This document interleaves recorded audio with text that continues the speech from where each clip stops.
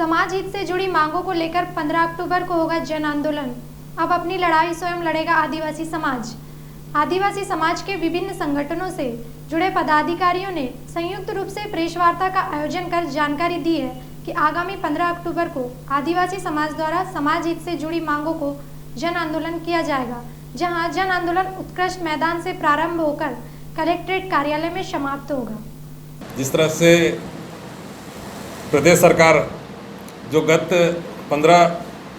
सितंबर को हमने जो ज्ञापन दिया था उसमें 9 सूत्रीय जो मांग मांगी थी, उन्हें हमने देखे कि 15 दिनों के बाद 1 महीना होने आ रहा है, लेकिन अभी तक संतोषप्रद किसी प्रकार की कार्रवाई हो नहीं पाई है। इसलिए और हमने उस समय एक प्रदेशव्यापी आंदोलन के लिए उन्हें अल्टीमेटम भी दिया हुआ था। और जिस प्रकार से हमने जो 9 सूत्रीय बिंदु पर हमने जो मांग रखी थी, उसमें से जो मांग है अभी भी हमें पूरी होती दिखाई नहीं दे रही है। इसलिए हमने एक संगठन, जितने भी संगठन हैं, हमारे जितने भी ज़िले में कार्यरत आदिवासी संगठन हैं, उनको सभी को एक बैनर तले हमने इस आंदोलन के लिए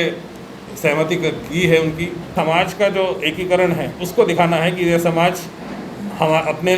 जो हक अधिकार है, संवैधानिक अधिकार है, ये मांगने के लिए एक संवेदनशील हुआ है और अपनी लड़ाई खुद लड़ने के लिए आगे आया है। ये मैसेज हम सरकार को देना चाहते हैं। इस ज़िले में हमने देखा है कि जहाँ भी फॉरेस्ट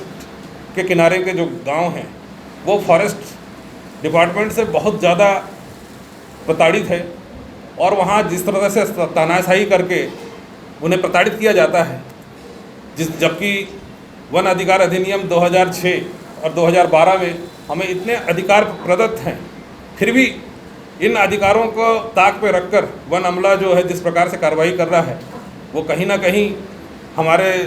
जो अधिकारों का हनन कर रहा है उसके प्रति है। और एक भू आचार संहिता जो आदिवासियों के लिए बनी है,